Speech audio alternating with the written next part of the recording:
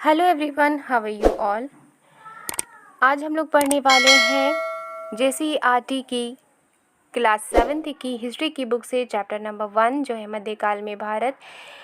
इस क्लास में हम लोग पार्ट 2 जानेंगे। मध्यकाल में भारत जो चैप्टर है उसके पार्ट 2 को कंप्लीट करने वाले हैं। पिछले क्लास में हम लोगों ने पार्ट 1 कंप्लीट कर लिया था। अगर आपने वो वीडियो नहीं देखी है तो लिंक डिस्क्रिप्शन बॉक्स में मैं दे दूँगी, आप वहाँ से देख सकते हैं। तो चलिए आज का चैप्टर शुरू करते हैं। तो पिछली क्लास में हमने क्या जाना था कि इतिहास क्या होता है, ये क्यों ज़रूरी होती है, इसे कितने कालखंडों में बांटा गया है, ठीक है, और इसकी क्या इम्पोर्टेंस होती है, नक्शा सबसे पहले किसने बनाया, उनकी क्या इम्पोर्टेंस थी, उसके बाद नक्शा किसने बनाया, उसकी क्या इम्पोर्टेंस थी, मानचित्रकार किसे कहते हैं। इसी तरह से और भी बहुत सारी जानकारी हमने ली थी पिछले क्लास में। तो चलिए आज हम लोग कुछ और जानकारी लेते हैं इस चैप्टर से और समझने की कोशिश करते हैं आज के इस चैप्टर को।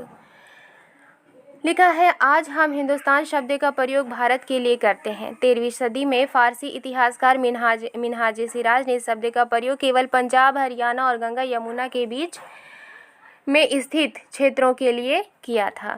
तो आज हम जो हिंदुस्तान शब्द का प्रयोग करते हैं, जो यूज़ करते हैं, भारत को हिंदुस्तान कहते हैं। क्यों कहते हैं, इसकी कहीं ना कहीं तो उत्पत्ति हुई होगी इस वर्ड की। कहाँ से हुई है, किसने सबसे पहले यूज़ किया। तो यहाँ लिखा है कि 13वीं सदी में एक फ़ारसी इतिहासकार थे जिनका नाम था मिन्हाज सिराज। वो फ़ारसी में लिखते थे, तो उन्होंने सबसे पहले इस शब्द का प्रयोग किया। लेकिन किसके लिए किया? पंजाब, हरियाणा और गंगा यमुना के बीच स्थित सिर्फ उन्हीं क्षेत्रों के लिए किया था।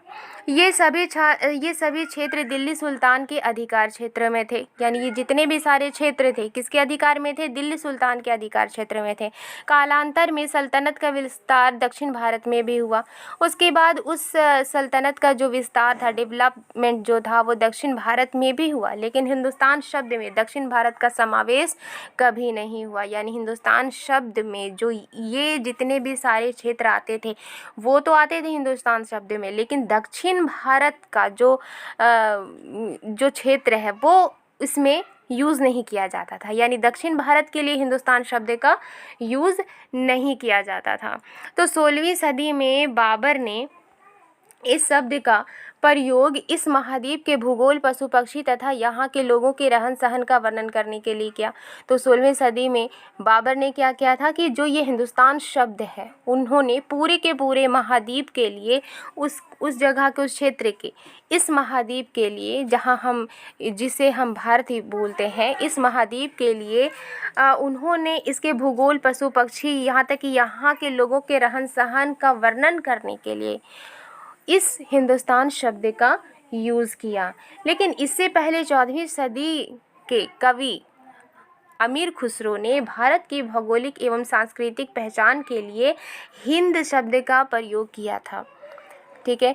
लेकिन जो बाबर हैं उन्होंने पूरे इस महाद्वीप के भूगोल के लिए, पशु पक्षी जानवर, यहाँ तक कि लोगों के रहन सहन के लिए वर्णन के लिए इस शब्द का प्रयोग किया था। लेकिन उससे पहले जो कवि अमीर खुसरो थे 14वीं सदी में, उन्होंने भौगोलिक एवं सांस्कृतिक पहचान के लिए हिंद शब्द का प्रयोग किया था। जैसे कि किसी भी चीज़ को हम लोग पहचानने के लिए, उसके बारे में जानने के लिए कुछ एक पार्टिकुलर वर्ड देते हैं, ताकि जब हम वर्ड देते हैं तो डायरेक्ट हमारा माइंड क्या करता है, पहचानता है कि हम किस चीज़ के लिए वो यूज़ कर रहे हैं। तो ठीक उसी तरह से यहाँ के भौगोलिक और सांस्कृतिक पहचान के लिए हिंद शब्द का प्रयोग किया था, क्योंकि वो लोग क्या है, बहुत सारे जगहों के बारे में लिखते थे, ठीक है। लेकिन उस काल में हिंदुस्तान शब्द से वर्तमान राजनीतिक एवं राष्ट्र अर्थ नहीं जुड़े थे। जिस तरह से आज जो हिंदुस्तान शब्द है उसको राजनीति का अर्थ दिया जाता है, राष्ट्र का अर्थ दिया जाता है ना, पॉलिटिक्स में यूज़ किया जाता है। तो उस समय, जिस समय ये यूज़ किया गया था, जिस समय ये सर्वप्रथम बोला गया था, हिंदुस्तान, हिंद जो वर्ड यूज़ किया गया था, वो उस वक्त किसी भी तरह की पॉलिटिक्स के लिए इसको यूज़ नहीं किया गया, किसी भी तरीके से राष्ट्रीय अर्थ के लिए इसको यूज़ नहीं किया गया। यानी सिर्फ एक पहचान के लिए ही वो वर्ड यूज़ किया गया था, राइट। अब लिखा है मध्यकाल में भारत। मध्यकाल में भारत में महत्वपूर्ण परिवर्तन, यानी जो मध्यकाल थी उसमें क्या क्या परिवर्तन हुए, क्या क्या चेंजेस हुए, उसके बारे में जानेंगे। तो यहाँ लिखा है 1000 वर्षों के अंतराल में भारत में अनेक परिवर्तन बड़े पैमाने पर हुए, यानी हजार। जो मध्यकाल है वो 1000 वर्ष को कहा जा रहा है मध्यकाल, ठीक है। तो 1000 वर्षों के अंतराल में भारत में बहुत बड़े बड़े चेंजेस हुए, बड़े पैमाने पर चेंजेस हुए। ये जो चेंजेस थे वो राजनीति में, आर्थिक, सामाजिक एवं धर्म के क्षेत्र में हुए, ठीक है। हर जगह परिवर्तन हुए। राजनीति में परिवर्तन हुए, आर्थिक में परिवर्तन हुए, राजनीति आप समझ रहे होंगे, पॉलिटिक्स में परिवर्तन हुए, राजनीति में परिवर्तन हुए, आर्थिक यानी कि पहले कितना विकास था, कितने लोग गरीब थे, अमीर कितने थे, फिर कितनों के पास आया, कितनों के पास आर्थिक दृष्टि से वो डेवलप हुए, राइट।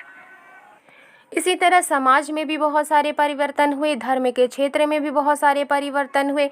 हर्षवर्धन की मृत्यु के बाद पूरे भारतीय उपमहाद्वीप में कई क्षेत्रीय राजाओं का उदय हुआ। तो जब हर्षवर्धन की मृत्यु हुई तो उसके बाद भारतीय उपमहाद्वीप में बहुत सारे छोटे बड़े राजाओं का उदय हुआ।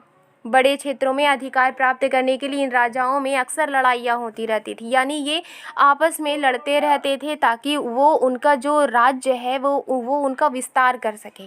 और पहले के जो राजा महाराजा और बादशाह हुआ करते थे वो किसी पॉलिटिक्स में नहीं जाते थे, यानी एक बोला जाता है कि वो जो एक जैसे अभी एक राजनीतिक दृष्टि दी जाती है, पहले राजा और महाराजा बादशाह जो होते थे वो अपने क्षेत्र का विस्तार करने के लिए लड़ाइयाँ लड़ते थे, किसी और कारणों से भी लड़ाइयाँ लड़ते थे, ठीक है। लेकिन जो पॉलिटिक्स की बातें होती थी वो उनमें नहीं होती थी, ठीक है। अलग अलग भाषाओं एवं संस्कृतियों के चलते ये बाहरी खतरों से निपटने में एकजुट नहीं हो सके। यानी हमें तो पता है कि हमारा जो इंडिया है इनमें बहुत सारे भाषा है, बहुत सारी संस्कृतियां हैं। तो उन्हीं सब भाषाओं और संस्कृतियों के चलते जो बाहर के जो खतरे थे उससे निपटने में ये एक नहीं हो सके। जिसकी जो रिज़ल्ट ये हुई कि भारत में कई बाहरी आक्रमण हुए तथा इन आक्रमणों की सफलता के बाद नए नए साम्राज्यों की स्थापना हुई। मुगल वंश के पतन के काल में क्षेत्रीय राज्य फिर से उभरने लगे। उसके बाद धीरे धीरे जब शासन चलता रहा और जब मुगल वंश का पतन होना शुरू हुआ तो फिर से जो राज्य छोटे बड़े राजा थे वो उभर कर आने लगे। 13वीं सदी में तुर्कों एवं अफगानों तथा 16वीं सदी में भारत में मुगलों के साम्राज्यों की स्थापना हुई। 13वीं सदी में तुर्कों की एवं अफगानों की साम्राज्य की स्थापना हुई थी। उसके बाद 16वीं सदी में भारत में मुगलों के साम्राज्य की स्थापना हुई। इस लंबे समय अंतराल में हिंदुओं एवं मुस्लिमों के आपसी संपर्क के कारण इस उपमहाद्वीप में एक ऐसी संस्कृति का जन्म हुआ जिसमें हिंदू एवं मुस्लिम परंपराओं का समावेश था। यानी वो लोग एक दूसरे से अपनी संस्कृति का आदान प्रदान करने लगे, लोग एक दूसरे की संस्कृति को अपनाने लगे, उनकी भाषाओं को अपनाने लगे, उनके पोशाकों को अपनाने लगे, जिससे कि एक नई संस्कृति का, एक नई परंपरा का उदय हुआ, एक नई संस्कृति का जन्म हुआ। क्यों? क्योंकि उनमें हिंदू एवं मुस्लिम परंपराओं का मिलन था, राइट। तो इस संस्कृति की छाप स्पष्ट रूप से मध्यकाल की भाषा, साहित्य, चित्रकला, वास्तुकला तथा मूर्तिकला में दिखती है। तो जो ये हिंदू और मुस्लिम के संस्कृति के मिलने से एक नई संस्कृति का जो जन्म हुआ था, नई परंपराओं का जो जन्म हुआ था, उसमें वो जो स्पष्ट छाप कहाँ कहाँ देखने को मिलती है, उनकी भाषा में, साहित्य में, चित्रकला, वास्तुकला तथा मूर्तिकला में भी दिखती है, राइट। ओके, तो अब आगे लिखा है कि प्रौद्योगिकी में बदलाव। किस में बदलाव? प्रौद्योगिकी में बदलाव। अब किस तरह से जो विकास है वो किस तरह से चलती रही, क्या वहाँ कारखाने थे उस समय में, कारखाने थे तो किस तरह के कारखाने थे, वो सभी चीज़ों के बारे में जानेंगे। यहाँ लिखा है इस काल में अलग अलग समय पर कुछ नवीन प्रौद्योगिकियों का प्रयोग प्रारंभ हुआ। मध्यकाल में अलग अलग वक्त में कुछ नई नई प्रौद्योगिकियों का प्रयोग प्रारंभ हुआ। कृषि के क्षेत्र में क्रांतिकारी बदलाव देखने को मिलता है, ठीक है। जो कृषि के क्षेत्र में बहुत सारी जो कृषि के क्षेत्र में बदलाव उस वक्त हुए थे। अब सिंचाई रहट से होने लगी, जिससे उत्पादन में वृद्धि हुई। कटाई में चरखे का इस्तेमाल होने लगा। चरखा आपको पता होगा कैसा होता है। इसी काल में युद्ध के दौरान तोप एवं बारूद वाले अन्य हथियारों का प्रयोग होने लगा। उससे पहले तलवारें और तीर धनुष का यूज़ होता था, लेकिन मध्यकाल में जो है वो तोप एवं बारूद का यूज़ होने लगा। इसी काल अवधि में आलू, मक्का, मिर्च, चाय और कॉफ़ी जैसी फसलें यहीं यानी कि ये यहाँ विदेशों के द्वारा लाई गई। तो इसी मध्यकाल के दौरान ही आलू हो गया, मक्का है, मिर्च है, चाय है, कॉफ़ी है, ये सभी फसलें, इसके अलावा भी और भी बहुत सारी फसलें हैं जो विदेशों से लाई गई। तो इस चैप्टर में आपने कुछ एक नया सीखा कि जो किस तरह से मध्यकाल में क्या क्या परिवर्तन हुए थे, जो हिंदुस्तान, हिंद वर्ड कहाँ से आया, कैसे यूज़ किया जाने लगा, ये हमने आज की क्लास में सीखा। साथ ही हमने सीखा कि मध्यकाल में किन किन क्षेत्रों में बदलाव हुए, ठीक है। इसके अलावा हमने ये भी सीखा कि प्रौद्योगिकी में बदलाव हुआ, कैसे हुआ।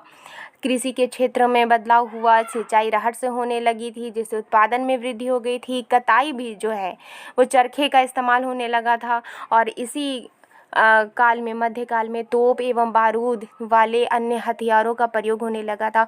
और हमने ये भी जाना इस चैप्टर में कि जो आलू, मक्का, मिर्च, चाय और कॉफ़ी है वो भारत की फसल नहीं है, वो विदेशों से लाई हुई फसल है और जिसे हम अपने डेली लाइफ में यूज़ करते हैं। तो ये जो आलू, मक्का, मिर्च, चाय और कॉफ़ी है वो विदेशों की फसल है, वो भारत की फसल नहीं है। तो आई होप आपको ये जानकारी थोड़ी मिली होगी और ये अच्छा भी लगा होगा चैप्टर।